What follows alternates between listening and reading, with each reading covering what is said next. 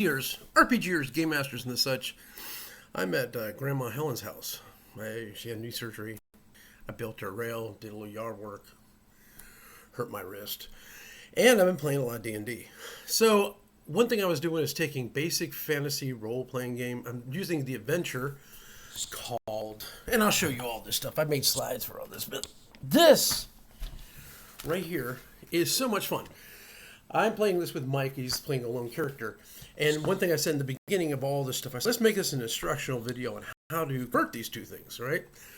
So that's what this part's for. After you played 2 sessions, explain how we're doing this, okay? So I'm taking White Box, as you can see here, and White Box Omnibus, and using it with Basic Fantasy. It's not hard. If you want to, obviously the link for the whole thing is going to be in the description. You can just click the link down here and it talks about how to convert things, but I'm going to get to it. So I'm not going to get the punchline joke, but you can go and take a look at that, all right?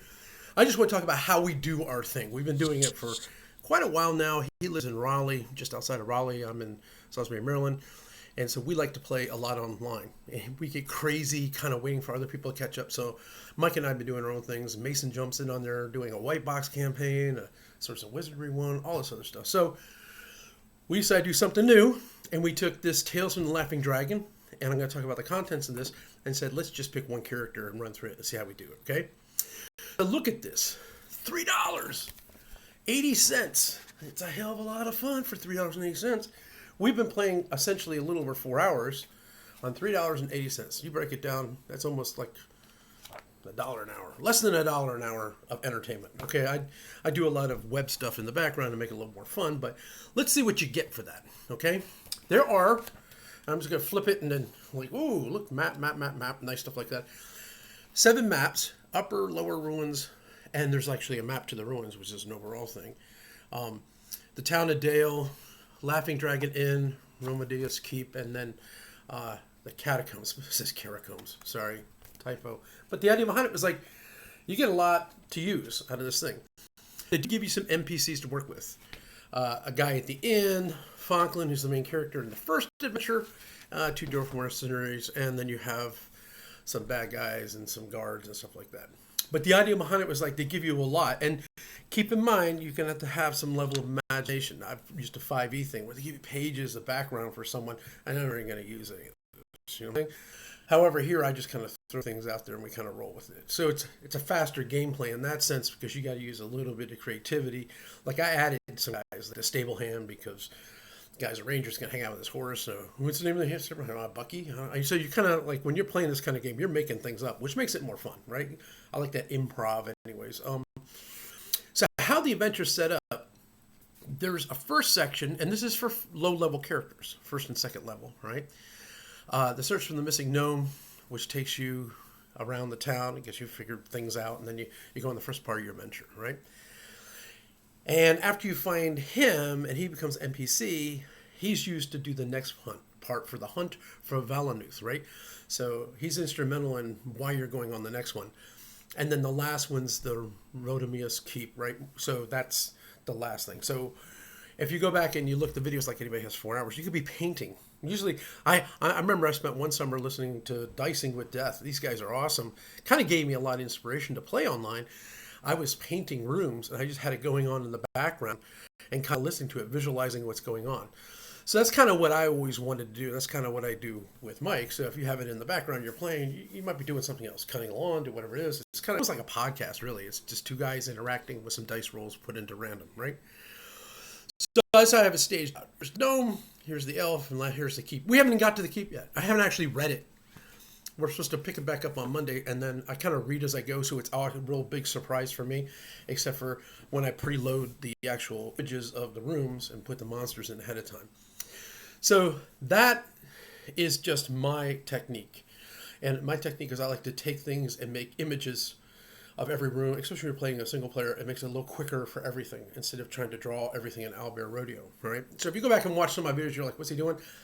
A bunch of front-loaded work, essentially, but I'm a teacher. I have summers off, and I'm down here working on stuff, and then I have to take a break, and then I go do these things for fun. It's mentally a fun thing for me. Maybe not for anything else. So I said, Mike, you have to pick a level character. I looked at between 7 and 8. So we said, let's just do 7. Okay, and then halfway through we'll let you raise up in a level because that's always a fun thing. Obviously, get a little more gunpowder, right?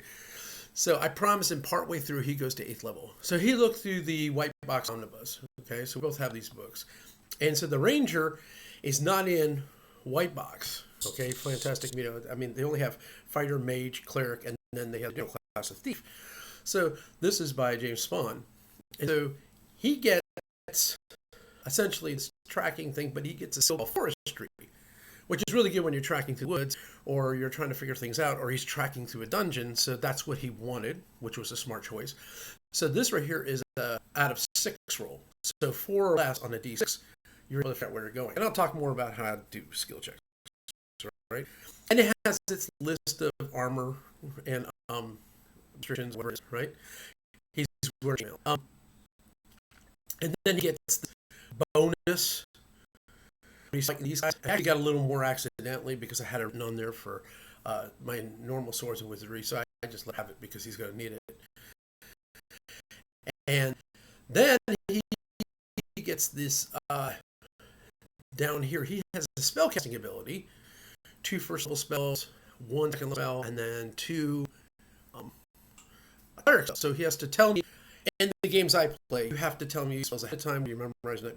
Cleric spells, you're praying to a deity to get them, so you can just. I have basically a spell slot for first level. This is what I want, and you say I'm praying for this, and you get it. Okay, it's kind of how I do it because I think it's not their power; it's something else. It's not a memorized thing. That's just me, right? I did give him the house rule of 2-weapon fighting, so. I did that because he's only one guy. So normally I wouldn't let anybody do that because it gets a little cumbersome. The only time you get two thing is if you have a bow. That's when you get 2 shots per round, right? Otherwise, it's all right. Let's let him do that, okay? And so that's kind of what we work with. Very minimal rules because it's white box, and we like that because it stays us from being statified. And so let's take a look at how he does character. We do Google Slides and some other videos I show you how to get to these things, and I'll have the link down in the description. But he picks this guy. We actually roll because he's a superhero. He's only one guy. I let him 46 it, drop the lowest, and that's why he has an 18 and 3 15s. Okay, I don't have a problem with that because he's only one character, right? And he did get a 7th, so he's only really friends with his horse. Minus 1 to maximum. Like people don't want him around him, which I think is sort of funny, you know. He does not, and this is according to the rules as written in white box, is that only the fighter class gets to add their he should have a +1 to hit. I didn't change that, but it doesn't get to add his damage with his bonus. So he really should get a +1 to hit. He didn't pay attention to that. Well, I'm not going to write him. He should know the rules. It's his job, right? And this tells you how far he is right now. He's down 5 hit points. He almost died in our last encounter because he was toned with a magic user fighter elf thing, which was sort of funny. But he's annoying the character because it's really kind of a solo Batman kind of thing. He turns around, his chainmail got damaged. It was played, and so that has to do with the crit fumble chart, which I'll show you. Is that every time he gets damaged, it goes down a rank, unless it's just normal, then it gets really damaged. So he has all his stuff. Listen here, he's really, really good at tracking his stuff. I have some players that really don't write anything down on their sheet, but Mike is fantastic with keeping track of what he's doing, and he's an honest player. We're actually rolling dice in a tray and not using an online roller because it's faster, and I don't know. You like to roll dice. Feels like Vegas, so that's what we're kind of doing on this one. He does have a horse, and he's called her into action, right? And then he has his loot, and these are all things he's found so far on this trip, okay? And he turns on, he bowls his spells that are he's selected for the day, so he has turn person is sleep, and obviously this guy got cut off in the thing, and these are in his spell.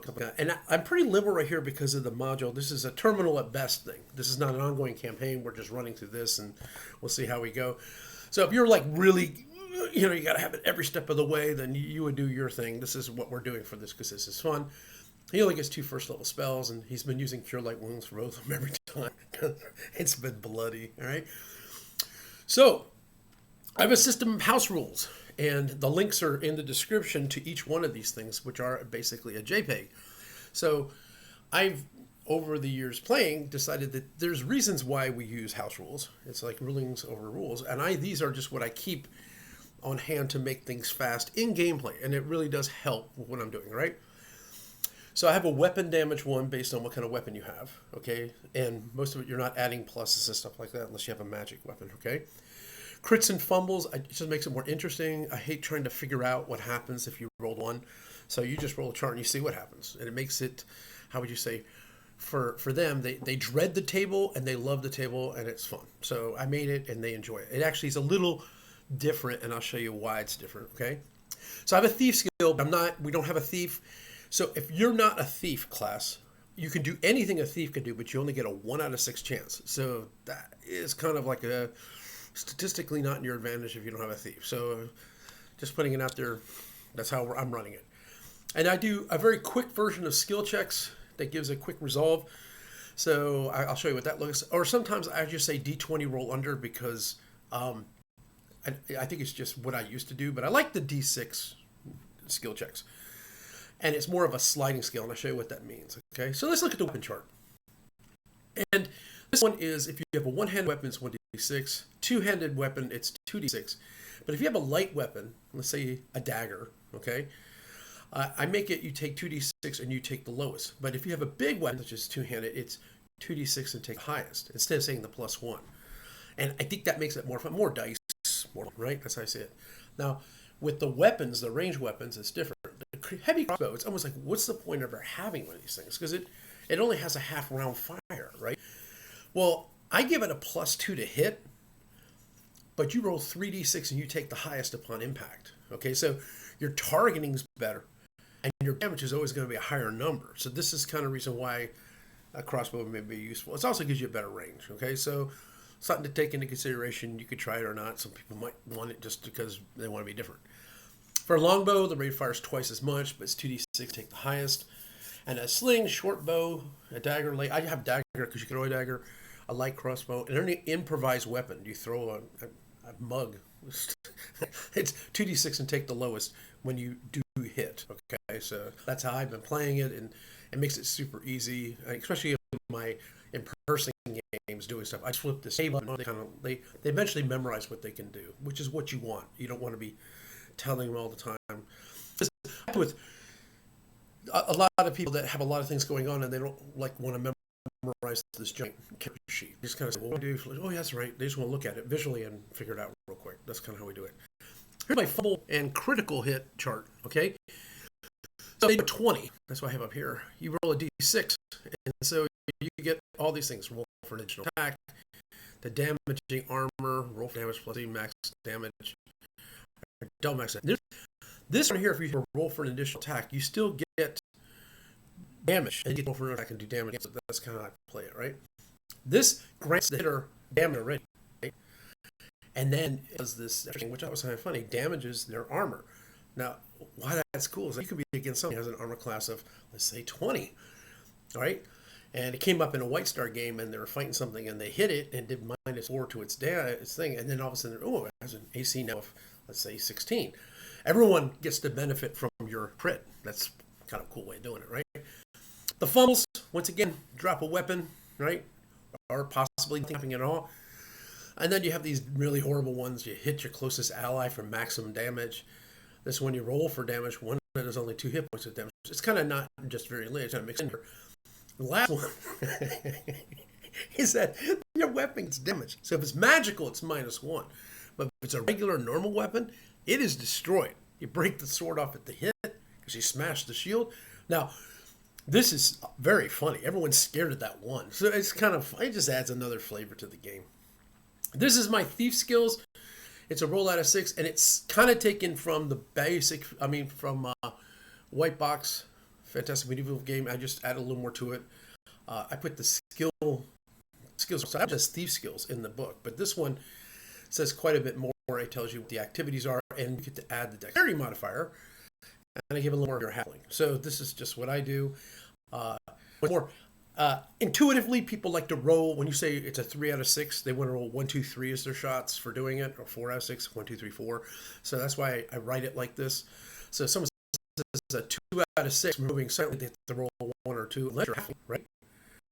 They get +1, so it's 3 out of 6.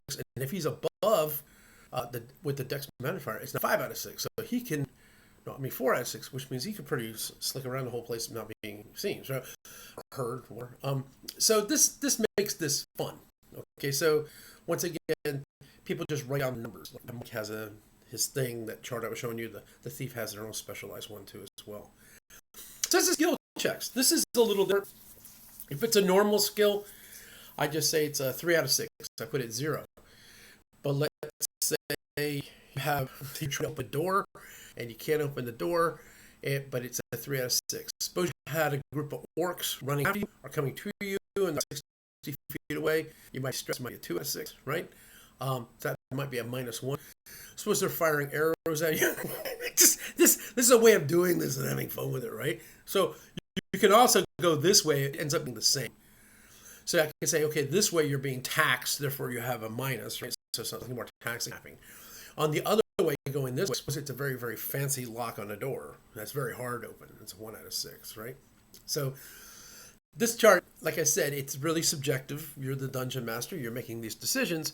But the cool thing is it kind of separates a lot of the roll under stat stuff that you don't have to do. You can just say, most people are not going to get a big bonus. They might have a bonus here, like a +2. It's just somehow they have, I would say if they have a strength of 18 and they also have a gorilla strength or something weird, I would give you a +2 or something like that. But that's just me. 18s are hard to come by. I just sometimes, I give them a plus. It depends on the game, really. I'll be honest with you. So, and here's the thing I do. So when using a 1d6 system like this up here, okay, it really isn't a feast or famine situation. The resolve is going to be on a sliding scale. For example, Arthur Longborough uses his forestry skills and odds of 4 out of 6 of success. However, he rolls a 5, okay, but he's a forester. He maybe just can't see the total trail. So I turn around and I would give him some clues, but not an obvious answer. Oh, definitely the little gnome goes off to the left-hand side. I don't say that. I say there's a lot of footprints. More looks like they go this way than that way, but they're all mixed in as far as like overall footprints. Some are at work, some are this. So he might say, well, I'm just want to go to the one that has more of the footprints or something like that. He may still makes that decision, but I don't give him the answer. It's to the left or to the right, okay? So let's say he's checking for traps. This is my example. Murray's, he's a 1 out of 6 because he's not a thief. So he rolls a 2. I would not say that it's obvious. Oh, okay, oh my God, there's a trap. People think about. I just say, no, it doesn't look like a trap. Okay, but if you look up ahead, it is a bottleneck, and the ceiling is kind of low. So if they were going to have some kind of net trap, you wouldn't be able to see it from here. But they might have one. I don't know. So it gives him enough that he still can make a decision. It's just, I don't make it just a feast or famine thing because it makes it a little more interesting, and especially when you have only one character going, it gives him a little more leniency to actually make it an intelligent decision. Now, when you're playing OSR, the party has to be smart. And that's the important thing. You have to be very, very, very smart. So it's not, you can't just not give them anything to work with. Like he ran into you go back and see the last episode or something like that, he ran into some owlbears. Now, they're not actually in White Box. I think it's a 5e kind of like copyrighted thing. So I just put it at 50 hit points. It can make, say, 2d6. It's like 3d6 and gets 2 high rolls. Now, I'll explain that later on. But he had to decide in his head, do I fight this or do I not fight this?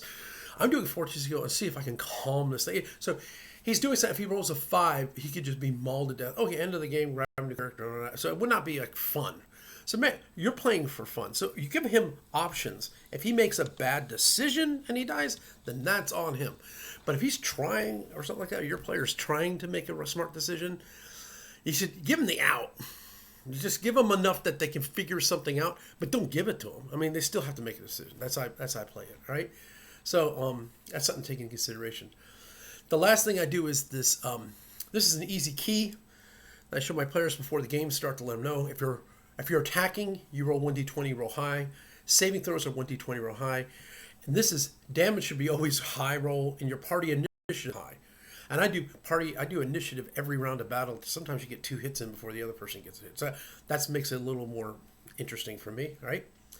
And the roll lows are skill check, thief check, secret passages, and any kind of detection, such as slopes, especially when you got dwarves and stuff like that. So I put these 2 things up there. So because people always ask, do I roll below my saving throw? I said, no, you got to roll above it. So I flip this up, and then they can, after a while they see it and it kind of memorizes in their head.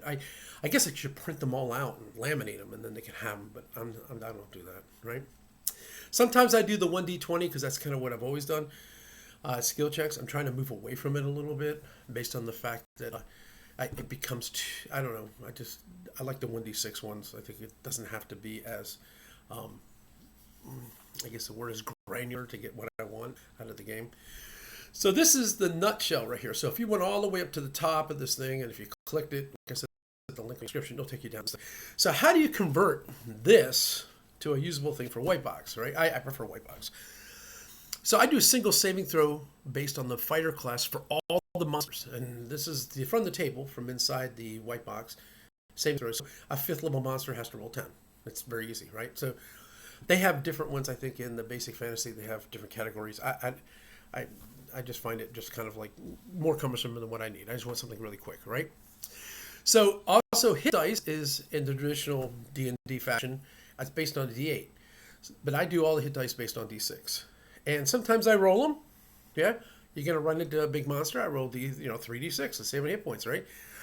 Or sometimes I just think, okay, well, that would be 18. I'm going to take half, right? So I want to make it 9. I say, but I want to make them a little beefier. Okay, I'll take it 12. But walk in and you write it down in your notepad and your guy goes to it, and he's having his fight. Sometimes when you got the stragglers down to 1 or 2 hit points and he's fighting against a guy, I just let him bleed out. You know what I'm saying? Because should we go through? I don't want the fight should be fast, quick, and very brutal. And you're hit. But sometimes when you just kind of want to trail them off to kind of keep it kind of moving. And players, I think they don't know if you get these guys down within 2 of death, that they're pretty much.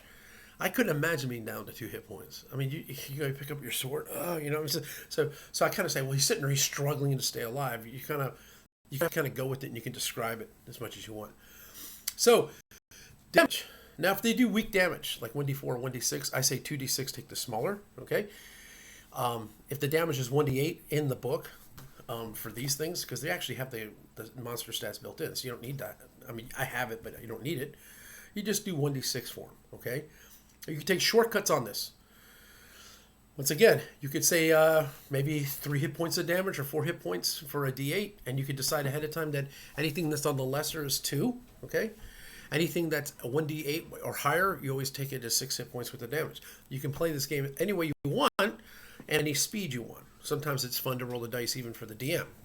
It's good to do, right? Bows always still make 2 attacks. I find that interesting, and it kind of can level things pretty quickly. And as far as multiple attacks, these things have monsters that make multiple attacks. And pretty much White Box doesn't do that. So what I like to do is if you can make 2 attacks, I just kind of don't care. It's only 1 attack. I just don't make it 2 attacks. But if you make 3 or more attacks, I say roll 3d6 and take the top 2 dice. For example, if Mike would have decided, or Arthrin Longbow decided to go up against an owlbear, which I highly suggest he doesn't want to do, that thing makes 3 attacks, 2 claws in its beak. So I would roll 3d6, take the top 2 dice. That's how much damage it does.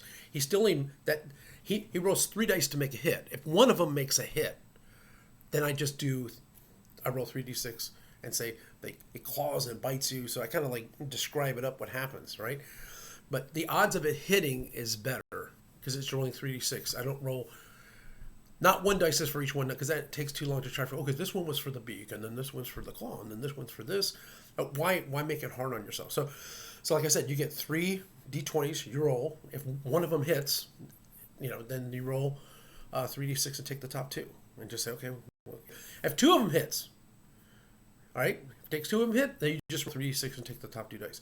If all 3 of them hit, then roll 3d6 and take the top 2 dice. Trust me, it's really quick, really easy, a nice way to play it. And what you'll see is when you do it this way, it keeps the momentum of the game going.